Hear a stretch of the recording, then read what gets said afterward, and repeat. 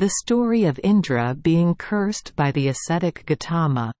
Brahma, the creator, created a woman. In addition to her absolute beauty, she was named Ahalya, a name suitable for her graceful appearance.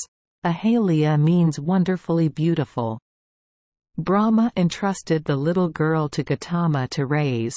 She grew up under the care of the hermit, until Ahalya became an adult. Then Gomata returned her to Brahma and Gotama asked the creator to marry her. Be a wife. Ahalya got married like that and she was blessed by Brahma and other gods. She lived with Gotama all her childhood, so Ahalya knew her husband's character well and proved to be a wonderful wife. They lived happily together.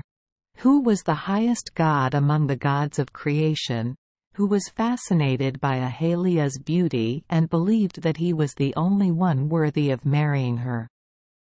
Not disappointed and giving up even though the creator rejected his proposal, Indra still pursued and did not give up his evil illusions towards Ahalya.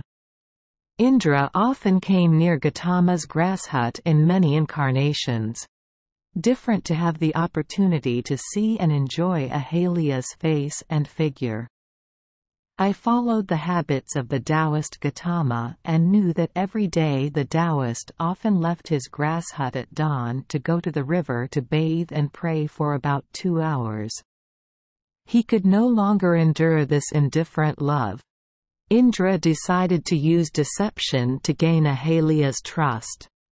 One day, unable to wait until the usual time for the Taoist to leave, God Indra imitated the crowing of a rooster to wake the Taoist up. The Taoist thought it was morning, so he left. God is so depraved.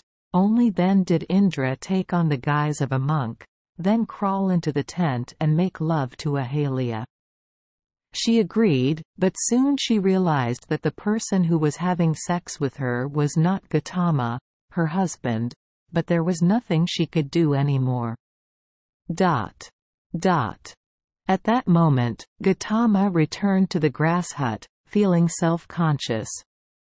Suddenly, he felt something was wrong and saw them both on the bed. Ntr.v. Ahalya stood aside, embarrassed and regretful, while god Indra quickly turned into a cat and tried to escape. The Taoist looked at Ahalya. Then looking at the cat again, he stopped the cat and said, "Hey cat, I know you. Your obsessive passion for females is your disaster. So there will be thousands of traces of females. Cover your body so that people all over the world can understand what is really going on in your mind at all times."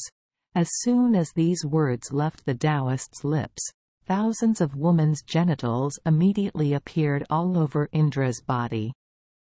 There is nothing more embarrassing and humiliating for this arrogant and pretentious Indra.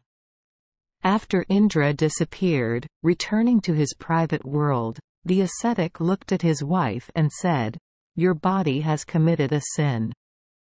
Let that body harden into a shapeless rock. Clearly, right where you are." Ahalya was disappointed and begged, "I have made a serious mistake. Noble souls have always forgiven the mistakes of those lower than themselves." And then she felt a strange weight slowly seeping into her legs. She whispered, "Please do something to help me." At this time the Taoist also felt miserable and said to wife, "When Lord Daksharatha's son Rama passes through this road one day, you will be saved. When and where?" She asked again in frustration, but before the words left her lips, she turned into a rock.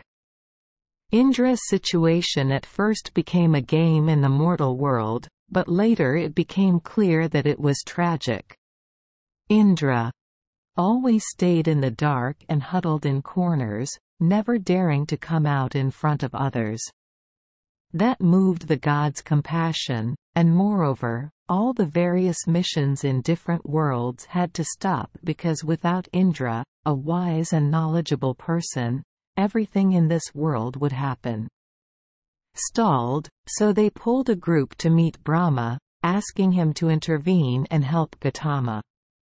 At that time, the frustration in the ascetic's heart had calmed down and the ascetic responded to Brahma's call. He vowed, "Let the 1,000 things added to Indra's appearance become the eyes of all." Later, because of that, Indra became the 1,000-eyed god. Thank you for joining us for today's fairy tale. We hope these stories bring joy and meaning to your day. If you love our channel, please hit the subscribe button so you won't miss any exciting tales. Wishing you a good night and sweet dreams. See you in the next story.